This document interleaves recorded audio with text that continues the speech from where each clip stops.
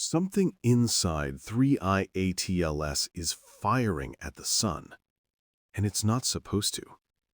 I don't mean a reflection or a flare or some artifact in the data. I mean a beam, directed, stable, repeating with a rhythm so precise that the first time I saw the pattern, my hands went numb.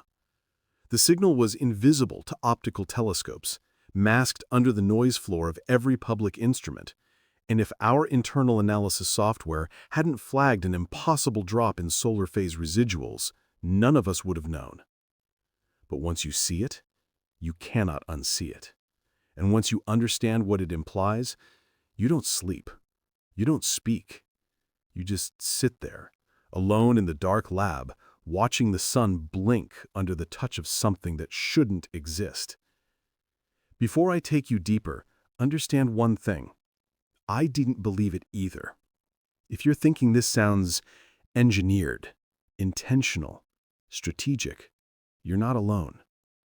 The moment the detection stabilized on my screen, the entire room went silent, all six of us staring at the spectral graph like it was counting down to something. Stay with me, because by the time you reach the end of this, you will understand why some of us whispered, very quietly, that 3I-ATLS might not just be passing through our solar system. It might be feeding. The night this began, I was alone in the lab at Johns Hopkins Applied Physics, reviewing archival telemetry on Atlas's late 2019 perihelion behavior. Everyone else had moved on. Funding had shifted. Papers were published. Conferences held. But something about the old mass discrepancy problem never sat right with me. I kept circling back to the same missing variable, the comet's interaction with solar radiation. We'd measured outgassing. We'd measured the coma dynamics. We'd measured its light curve. And yet something in the sunward-facing data was wrong. Not by much, just enough to haunt you. So I fed the raw exposure stacks into our in-house program, Trace 7, a tool designed to detect sub-pixel anomalies in spacecraft imaging. It's not supposed to be used on comet observations. It's for thermal noise modeling on satellite panels. But sometimes you solve a problem by breaking the rules. Trace 7 flagged something on the first run, a stability impulse, a drop in solar flux readings at a periodicity that made no physical sense. For a moment, I honestly thought the program was broken. Then I zoomed in, and the breath left my chest. A razor-thin line, an absence of light, extending from the comet toward the sun, detectable only in UV band scatter, almost perfectly collimated. Not emitted light, removed light. Something inside 3I-ATLS was blocking, bending, or absorbing photons in a straight line toward the sun. I replayed the stacks. The line held its angle as the comet rotated. It wasn't a tail, it wasn't dust, it wasn't an artifact. It was geometry. Intentional geometry. I whispered, "No," out loud without realizing it. But the more I ran it, the clearer it became. The beam wasn't following the comet's rotation. It was following the sun. Always locked, always pointing, always drawing down flux from a region smaller than a pixel, but statistically impossible to ignore. My palms were sweating, but my mind was ice. I tried the second detection method, our infrasolar radiance subtractor. It found the same line. Third method, spectral differencing. Same result. At this point, the rational part of my brain was screaming at me, telling me that nothing natural emits a coherent directional beam at a star. But the data didn't care what made sense. The data just showed the truth. Atlas wasn't just reacting to sunlight. It was targeting it. I called Ethan first because he's the only one who never laughs when I say the word anomaly. He was at home in Baltimore, probably half asleep. But the moment I said, "I need you to come in," he didn't argue.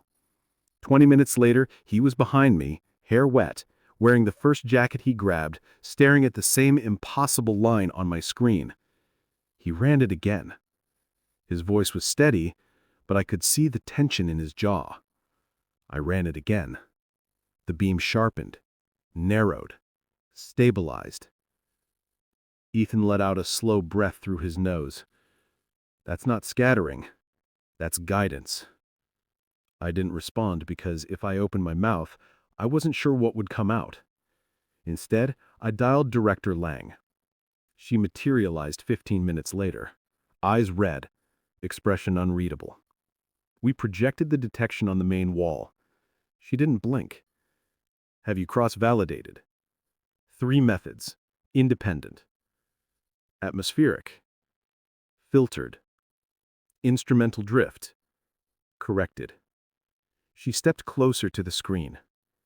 Angle stability. Sub-arcsecond. She closed her eyes for a moment, just 1 second of vulnerability before the mask came back on. She said quietly, "Lock the server. Close the network. No cloud mirroring, no automated backups." When a NASA-affiliated director tells you to isolate a dataset, you don't argue. You comply. She turned to me. No external communication. Not yet. Not yet was her way of saying, until we understand what the hell this is. But already in my stomach the answer was forming, dark and uninvited. Because the line wasn't just a shadow, it wasn't an occlusion, it was a drain, a siphon. Over the next hour, 5 more researchers arrived. The lab buzzed with low, nervous voices, the kind people use in hospital hallways and funeral homes. We kept running the analysis. The beam persisted through every data set, emerging stronger as Atlas approached perihelion. But something else surfaced. Something worse. The beam wasn't constant. It pulsed. Every 11.6 seconds there was a microflux drop in the solar-facing region. A heartbeat. No natural comet has a heartbeat. The room got colder. Is it transmitting or receiving? Pace quickened, screens refreshed, coffee spilled, hours blurred, data merged. The shape grew clearer. And with every iteration the tension twisted tighter, wrapping around the ribcage, drawing breath thinner, until someone finally said what all of us were thinking, but terrified to voice. Is it feeding? Silence. Heavy, suffocating silence. I felt my pulse in my throat. Feeding on the sun. Absorbing energy. Drawing it down in a concentrated vector. There's no physical model for that.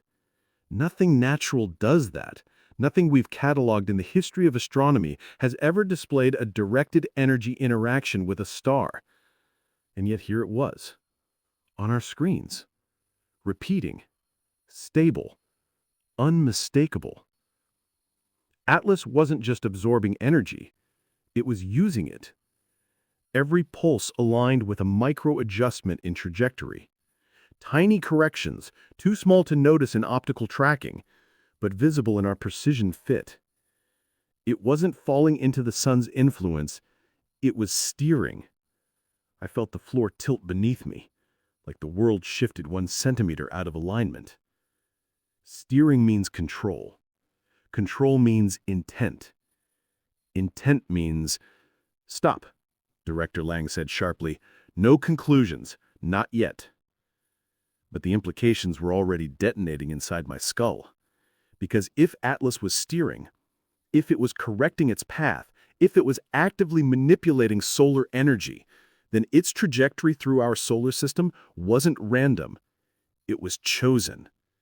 And suddenly the earlier mass discrepancy didn't feel like an error.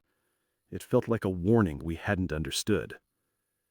Atlas wasn't heavier than it looked. It was active. Alive in some mechanical sense, operating. I should tell you that I tried to stay rational, that I fought the rising fear, that I reminded myself how often extraordinary data collapses under scrutiny. But that would be a lie. The truth is simpler. I was afraid. Truly afraid. Not of aliens, not of machines, but of the possibility that the universe is filled with things that pass through star systems quietly, invisibly, feeding on suns the way deep-sea organisms feed on thermal vents. And we just never noticed.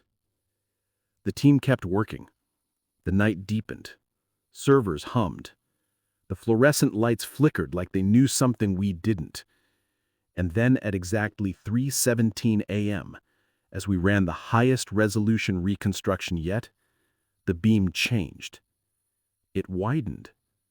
Just by a fraction. Microscopic. But enough for Trace 7 to flag a morphology shift. Enough for us to see inside it. And what we saw was geometry. 3 nested rings. Concentric. Precise.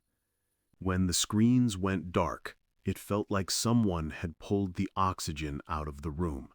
Not because the equipment powered down, but because shutting it off didn't change the one thing none of us wanted to admit out loud. Once you see a structure inside a beam aimed at the sun, you can't unsee it. The data was already burned into our minds. The rings were real, they pulsed, and the object generating them was still out there, still moving, still watching the star we orbit. I sat there in the dark lab, palms pressed into the cold metal of the desk, waiting for Director Lang to explain what exactly she thought shutting everything down would accomplish. But she didn't speak right away. She was listening. Actually listening, like she expected something outside the building to answer.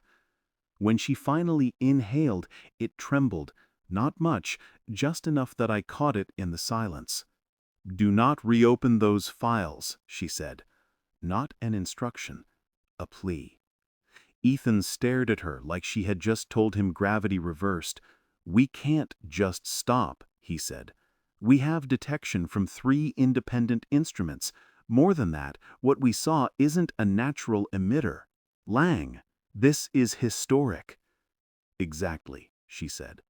And that single word cracked the air. That tone, that finality, hit me harder than the discovery itself.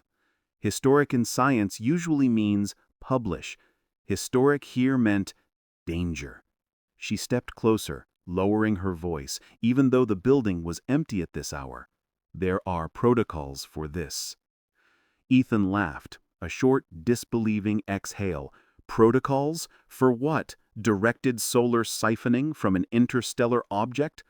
Lang's eyes shifted toward the security camera in the corner, as if checking whether it was still powered. "For unidentified technological signatures." There it was, the phrase none of us wanted spoken aloud. A phrase with weight. A phrase reserved for internal documents we never thought we'd actually need. My throat tightened. I expected denial, skepticism, a lecture on data misinterpretation, not this. "You think it's artificial?" I whispered. She closed her eyes, not in confirmation, but in the painful knowledge that the moment she didn't deny it, the possibility became real. "I think," she said, "that if it is, we are already very late in realizing it." She motioned for us to follow her. We moved down the hallway, dark, too quiet, the hum of night shift HVAC sounding suddenly predatory. She unlocked the conference room, dimmed the lights, and activated the white noise generator. When a director turns on white noise for a scientific meeting, it means what you are about to say can't exist on record. Everything you saw falls under Category 3, non-disclosure. That means, until we understand what we're dealing with, this does not leave this team. Ethan muttered, "Category 3? That's—" "Yes, the same classification used for the Oumuamua acceleration inquiry. The same inquiry that never saw daylight." The room felt a few degrees colder. "But why hide this?" I asked. "Because if it is artificial," Lang said, "I need time to understand how dangerous it is." Ethan shook his head. "Dangerous? It's barely half a mile wide and drawing energy directly from a star," she snapped. Do you have any idea what kind of engineering that implies? None of us answered. The silence stretched, thin and trembling. She continued, softer now. We don't know what it wants, or if it wants anything at all, but intent isn't required for threat.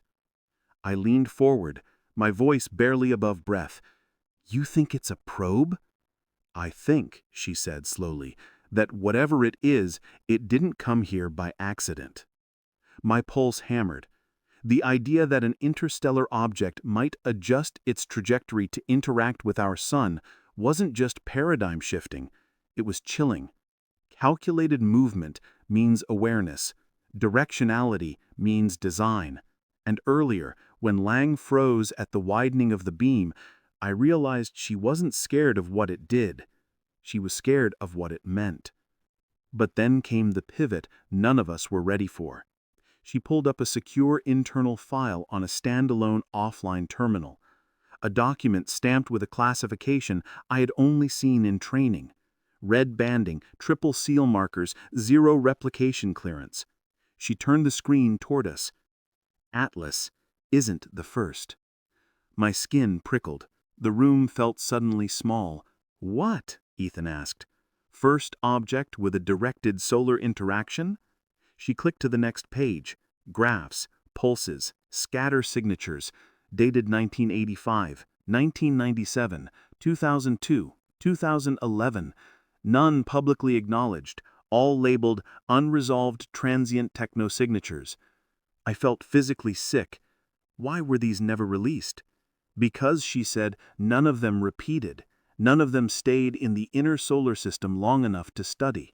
Most decayed in the sun's gravity before meaningful analysis. Only Atlas has shown stable, recoverable data. The others were ghosts. How long have you known? Ethan whispered. I've suspected for years, she said, but suspicion isn't evidence. She looked directly at me. Until tonight. I didn't know what terrified me more, that Atlas might be artificial, or that we might simply be late to noticing what has always been happening around our sun. That thought hit harder than anything. What if the solar system is not empty, but monitored? The kind of realization that makes your survival instincts light up and your worldview crush inward until everything feels too sharp, too exposed. Then something shifted, emotionally, tonally, like the air thinned. Lang sat down, suddenly looking older. She said, "There's another problem, and this one we cannot ignore." She pulled up a trajectory projection we'd all seen 100 times, Atlas's hyperbolic path out of the solar system, but now the line was different. A deviation, a curve, a slow, subtle bending, not outward, not escaping, a controlled, subtle bending. Not outward, not escaping, a controlled, subtle bending. Not outward, not escaping, a controlled, subtle bending. Not outward, not escaping, a controlled, subtle bending. Not outward, not escaping, a controlled, subtle bending. Not outward, not escaping, a controlled, subtle bending. Not outward, not escaping, a controlled, subtle bending. Not outward, not escaping, a controlled, subtle bending. Not outward, not escaping, a controlled, subtle bending. Not outward, not escaping, a controlled, subtle bending. Not outward, not escaping, a controlled, subtle bending. A close approach, close enough to maximize energy absorption, far enough to survive. It's parking, Lang whispered. The word hit the room like a dropped blade. Parking. The quiet term researchers use behind closed doors when discussing orbital maneuvers that cannot occur naturally. I felt heat rise in my chest. This was the point where disbelief should have saved me, where logic should have kicked in, but everything in the data said the same impossible thing. Atlas was taking position. Why would it stay? I asked, barely hearing my own voice. Ethan answered for her. If it's feeding, then this is the richest energy environment it's had in millions of years. But Lang wasn't looking at us. She was looking at the widened beam shape frozen in the last frame on the terminal. The rings, the geometry, the impossible structure. "This isn't feeding," she finally murmured. "This is charging." My pulse spiked so hard my hands shook. Charging what? Charging for what? Before we could ask, alarms chirped from the next room. Soft, insistent, the kind that signal not danger, but new data. And even though Lang had ordered the equipment shut down, the passive solar monitors on the roof still ran automatically. Ethan bolted to the console, his face drained of color.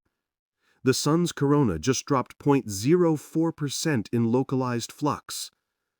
"That's within margin," I said, though my voice was thin. "Not spatially," he replied.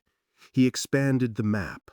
A blotch appeared near the solar equator, tiny, circular, matching the projected beam footprint almost exactly.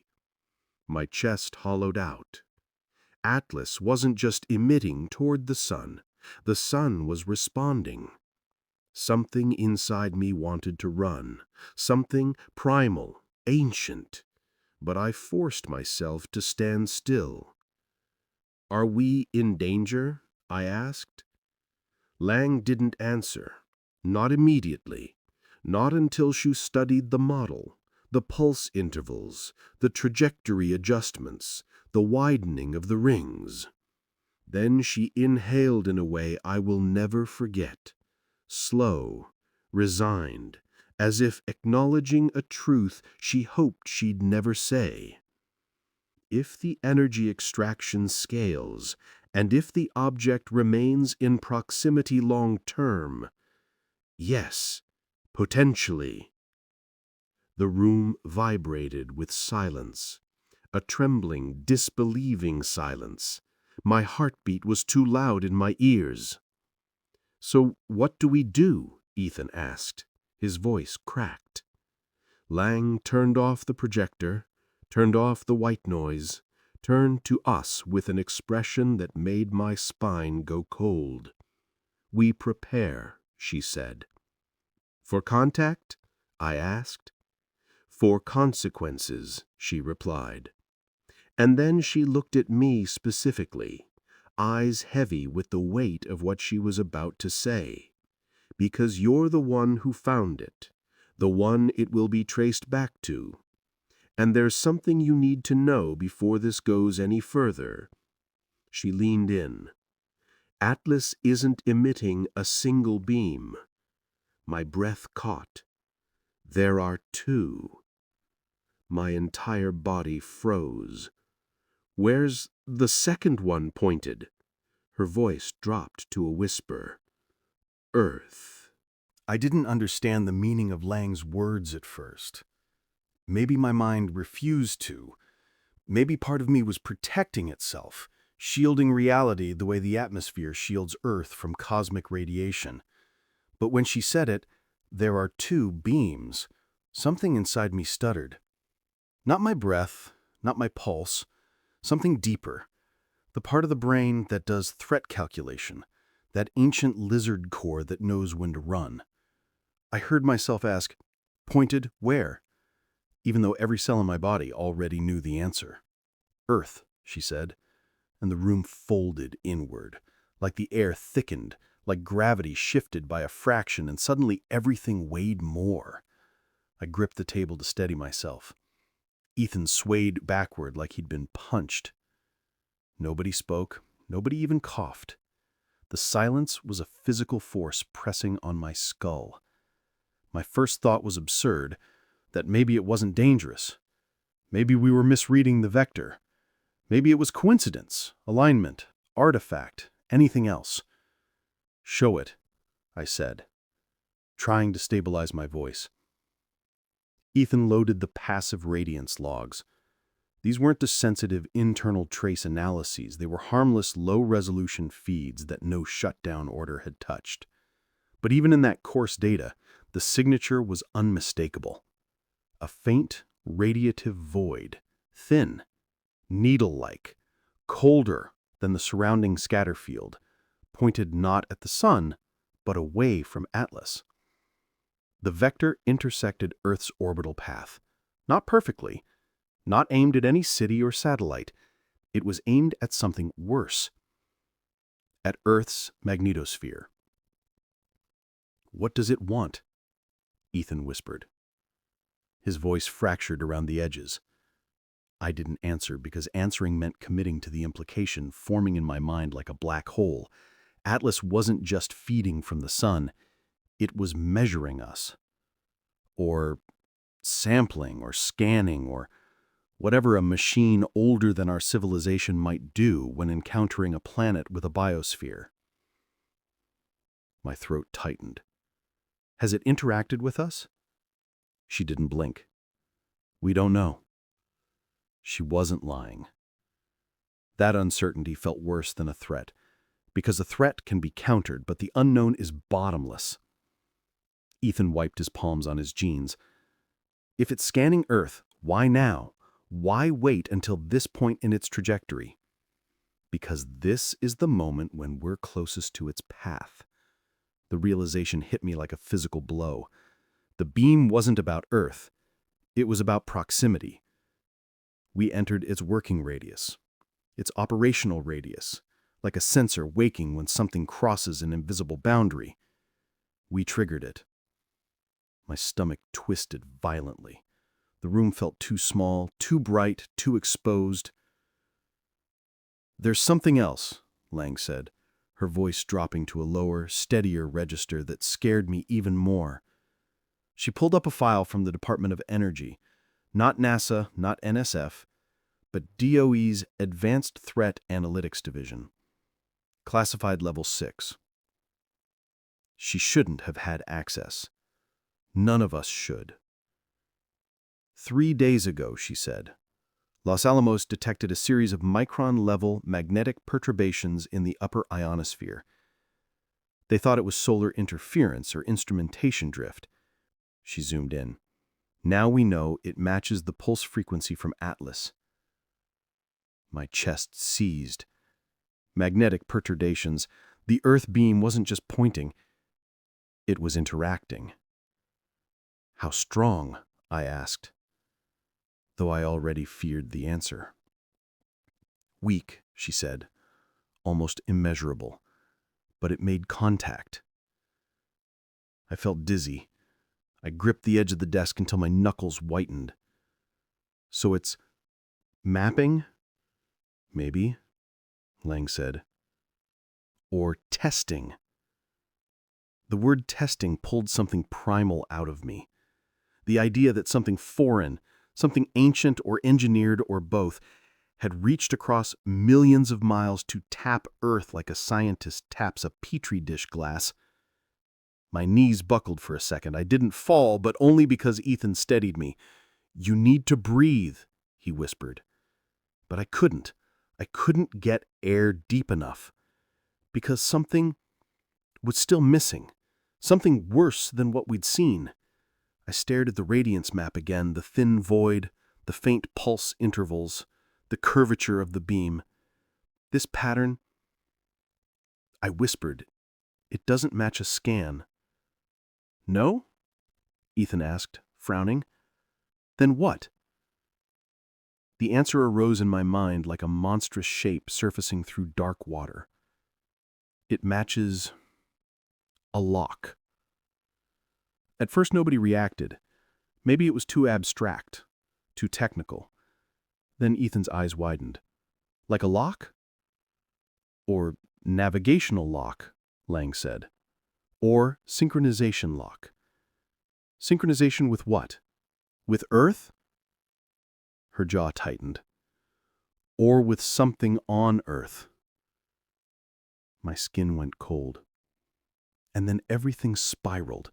Alarms pinged again, this time from the orbital debris tracking system. Not a warning alarm, a data alert. Passive and non-classified, but the kind that hits automatically when something big changes fast. Ethan sprinted to the console. I followed. The display showed Atlas, still faint, still distant, making another micro-adjustment. This one wasn't toward the sun. It was lateral, a small sideways drift that shouldn't have been possible without thrust. But the timing was worse. The adjustment coincided exactly, down to the millisecond, with a geomagnetic pulse detected over the Pacific. A pulse triggered by the second beam. "It's coordinating," Ethan said, voice barely a whisper. "Coordinating with solar energy intake and Earth mapping, like it's triangulating." "Triangulating what?" I shouted. "Triangulating what?" Nobody answered. There was nothing to answer with, only a feeling that somewhere between us and the sun, something was calculating. Something we couldn't understand, something we couldn't stop. Lang turned to me suddenly. "We need a full-spectrum reconstruction of both beams now, even offline, even manual. You're the only one who can run Trace 7's deep mode without crashing it." My heart slammed. Deep mode is unstable. The last time someone ran it, it fried an entire GPU cluster. "I'll authorize the loss," she said. "Just get me the structure." I hesitated, not because of the risk, because of something else.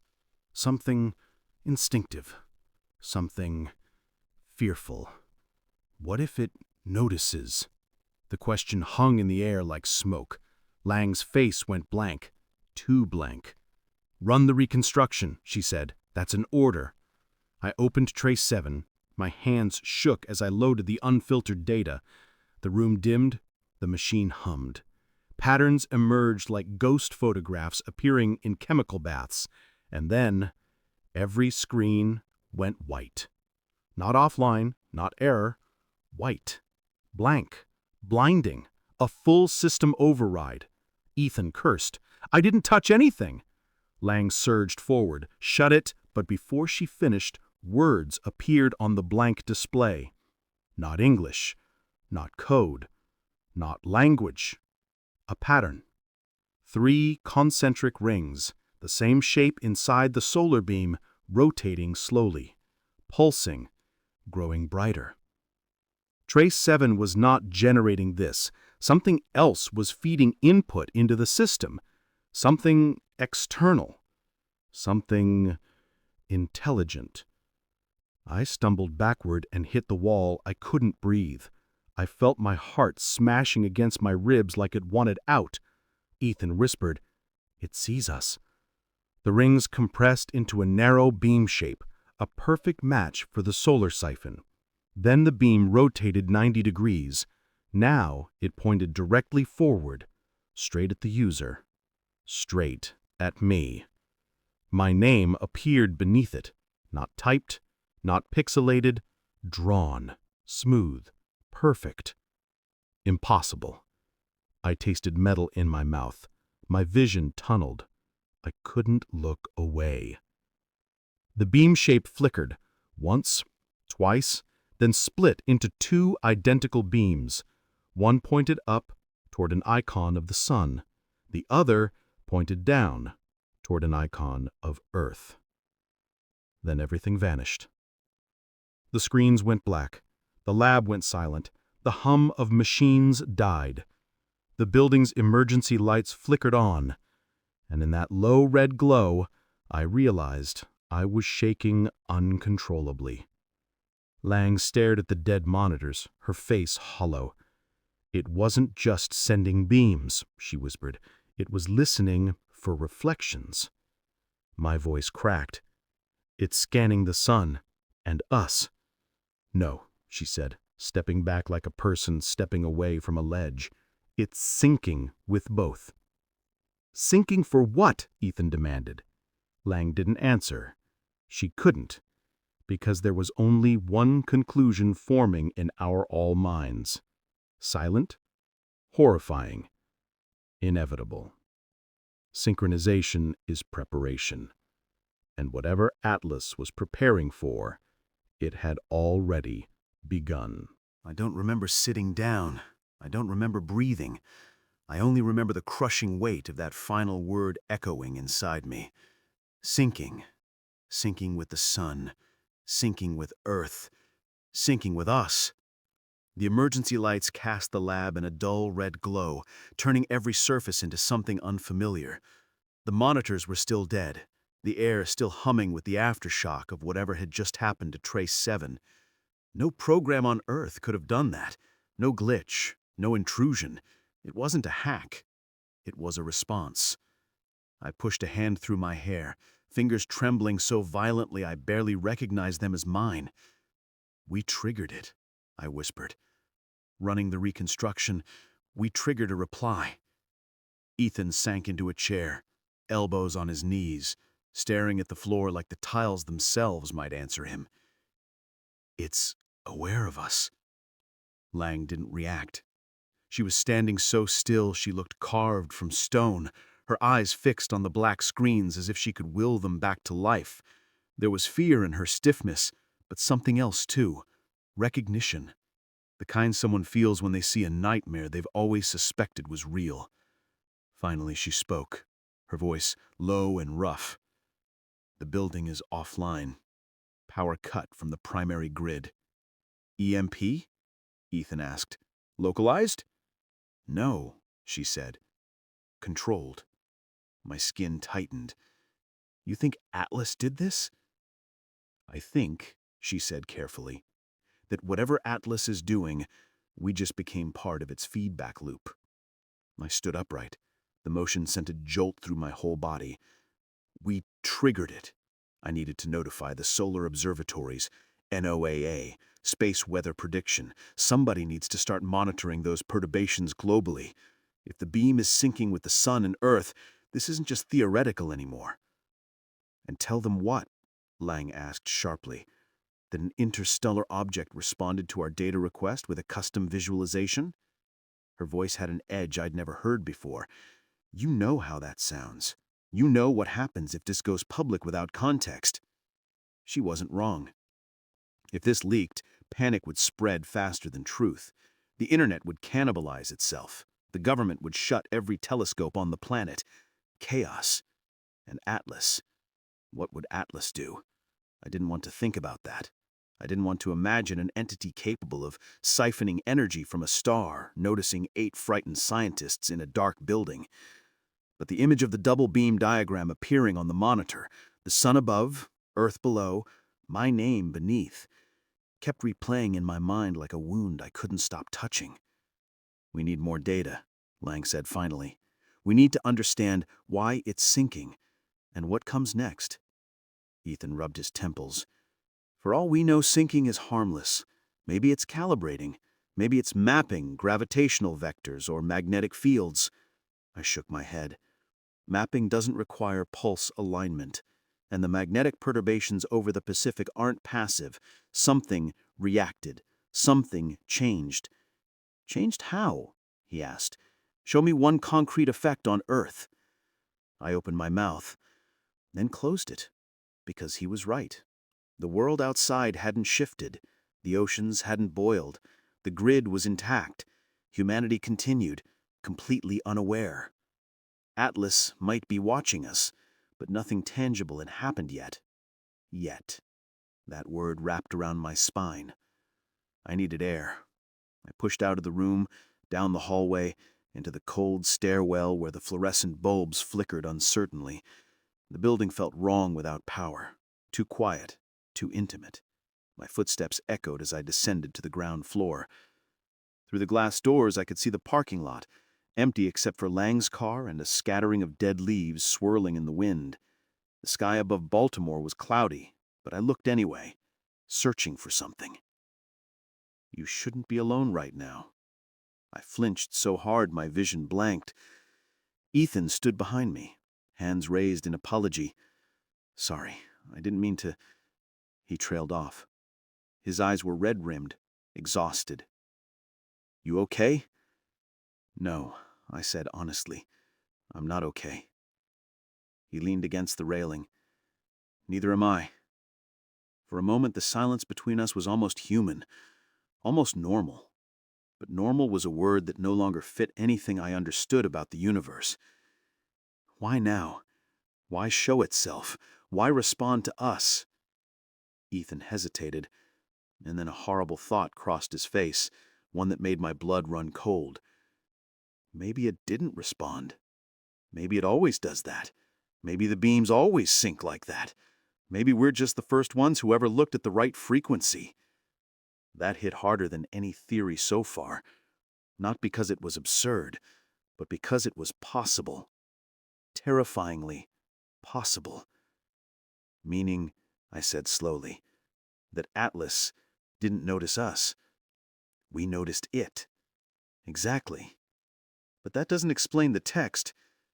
He swallowed. No, it doesn't. We returned upstairs just as the emergency systems rebooted. The lights brightened. A low mechanical hum returned to the building, but the computers remained dark, as if the system itself refused to touch the state they'd been in. Lang was already on the phone. A secure line, coded phrases, clipped speech. I caught fragments. Non-anomalous shutdown. No breach detected. No, the trace systems are intact. No, the team is not to disperse. The moment she hung up, she looked at us with an expression that meant the news was bad, but not the type of bad she could say aloud. We are under containment protocol now, she said. Nobody leaves until the department arrives. Arrives for what? I asked, dread creeping up my throat. Observation, interview, and assessment. Assessment of who? All of us. A shockwave rolled through my chest. Lang, what exactly did you tell them we saw? She didn't blink. Nothing, because I don't have the language for it yet.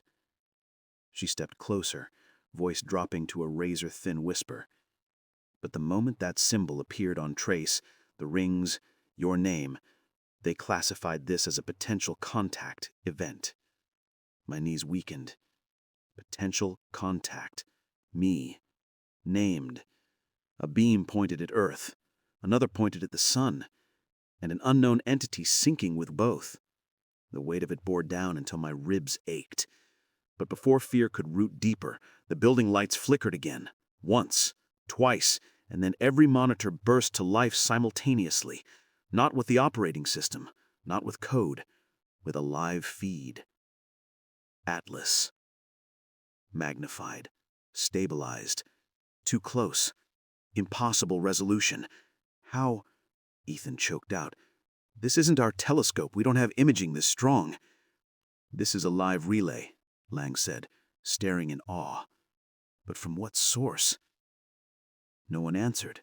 The feed zoomed further. Atlas filled the frame, icy, fractured, tumbling slowly in the darkness. Except it wasn't tumbling. Not really. The rotation was too controlled, too even, too aligned with the beams themselves. And then, the object pulsed. A faint glow rippled across its surface, like bioluminescence beneath deep water. 3 concentric rings unfurled around it in perfect symmetry, aligning with the solar beam. My heart flipped. Atlas wasn't reflecting light.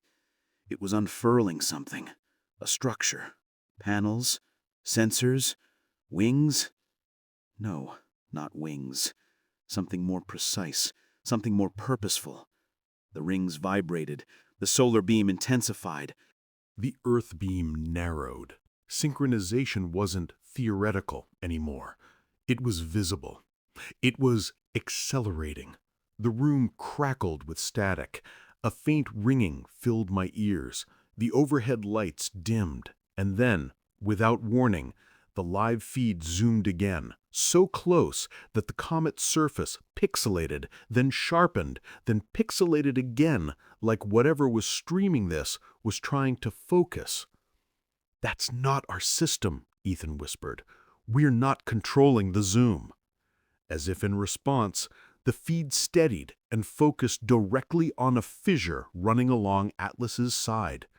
The fissure widened, not from cracking, from opening, like a lens, like an aperture, like an eye. I felt my entire body lock, a biological freeze older than language. Atlas wasn't a comet with technology inside. It was technology wearing a comet like a shell, a disguise, a casing, something built, something ancient, something awake. The aperture fully dilated, the beams intensified, the building lights dimmed to almost nothing, and then, for the first time, the feed transmitted sound. A low harmonic frequency rising through subsonic layers into the audible range. The pitch wavered, then stabilized, then resonated with such clarity it vibrated in my bones. Ethan covered his ears. Someone behind me whimpered, but I just stared, because the harmonic pattern wasn't random. It was the same timing as the pulses we detected. And suddenly, impossibly, I realized what it was. A signal. Not a message, not language. A lock-on tone. A tone confirming synchronization. The sun, Earth, Atlas, all aligned, all connected, all resonating. "It's ready," I whispered. Lang turned sharply. "Ready for what?" The harmonic tone deepened. 3 beats, then silence. 3 beats, then silence. 3 concentric rings on Atlas pulsed in time. The solar beam widened. The earth beam sharpened. The aperture glowed with increasing intensity. I swallowed hard. My voice barely existed. "It's ready to do something next." "Do what?" Ethan shouted. I stared at the beams, one toward the star that feeds our world, the other toward our world itself. "I don't know," I whispered, "but whatever it is, it's starting." I don't remember the moment the power died. I remember the instant before, when Atlas's final message burned across the screen, and the instant after, when the entire building fell into a darkness so complete it felt liquid, as if I'd been dropped into the cold throat of an ocean trench. The only sound was the rumble, deep, steady, omnidirectional, vibrating the floor, the air, my ribs, the enamel of my teeth. I tried to speak, but the rumble swallowed my voice whole. Then something flashed in the darkness. Not light exactly, more like the impression of movement inside my skull. Static, shapes, a pulse, like Atlas had reached into the power vacuum around us and was using it to project something directly into our senses. The air tasted metallic, thick with ionization. My ears rang. Ethan's hand collided with my shoulder, and even in the dark I could feel him trembling. Another pulse, stronger. And suddenly the monitors flickered back on, not through external power, but illuminated internally, like they were being lit from the inside out by some foreign current hijacking every filament, every diode. Lines of data sputtered into existence, chaotic at first, then converging into coherent patterns that scrolled too fast for any human system to generate. Lang stumbled forward until her silhouette cut across the screen. "Is this backup power?" Ethan shouted, but even as he said it, he knew how absurd it sounded. Nothing about this glow resembled electricity. It was white, cold, precise, with none of the fuzz or flicker of failing circuits. The screens stabilized into a single feed. Atlas filled the frame, closer than any satellite could naturally position itself. Its structure no longer cocooned in cometary ice. The shell was peeling away, subliming in controlled sheets, revealing an underlying geometry that made my entire body recoil. Not because it was monstrous, but because it was beautiful in a way no natural object should be. Smooth, interlocking plates, recursive spirals, latticework ridges pulling themselves open like mechanical pedals. A machine waking from hibernation, a machine revealing its true shape. My pulse hammered. This isn't fragmentation. It's intentional shedding. It's shedding insulation. Atlas completed its metamorphosis with terrifying grace, its aperture now perfectly circular, perfectly aligned with the sun. And that was when the beam changed. It stopped siphoning sunlight. It stopped absorbing. It stopped taking. The beam reversed, all at once. The corona trembled, rippling outward like the surface of disturbed water. Solar plasma bent toward the aperture, not sucked, not dragged, but guided, as if space itself were being reshaped into a funnel. The sun dimmed by a fraction of a fraction, but enough that the solar flux monitors in the building, all dead only seconds ago, flickered alive with alarms. A solar event. Artificial. Engineered. Ethan clutched the edge of a metal desk. It's destabilizing the corona. No, I said, though my own voice felt foreign in my throat. It's sculpting it. Each pulse of the Atlas core reshaped the solar beam, converting the thin line into a wide, shimmering column that seemed to twist at its center, forming a helix of incandescent plasma. The Earth-directed beam reacted instantly. It narrowed, sharpened, focused as though the two beams, sun and Earth, were harmonizing in some unimaginable energy circuit. Lang inhaled sharply. This isn't a weapon. How do you know? Ethan asked. Because if it were, she said, it would have fired already. Another pulse hit. Stronger. The screens vibrated. My chest tightened. The beams synced with a third harmonic, the same resonance that had haunted our equipment for days, the low thrumming that sounded like a throat clearing on a cosmic scale. The Earth beam stretched, reaching deeper into the ionosphere, twisting elegantly around magnetic field lines. All the while, Atlas remained motionless, as if bracing itself between two worlds. A conduit, a bridge, a tuner. And then, I felt it. Not outside, inside. A sensation like a whisper brushing the interior surface of my mind. Thoughts that I'd never seen, shapes I'd never thought of, coordinates, alignments, an overwhelming sense of purpose. Not malicious, not benevolent, purely mechanical, process-based. As though Atlas were not communicating with me, but simply generating a field of information so dense that my brain couldn't help but intercept fragments. I staggered sideways, bracing myself on the nearest server rack. The metal was warm. Too warm. Overheating. Overloaded with foreign current. The whisper intensified. Images flickered behind my eyelids like memories injected into the wrong nervous system. A star being born, a star collapsing, matter spiraling, energy converging.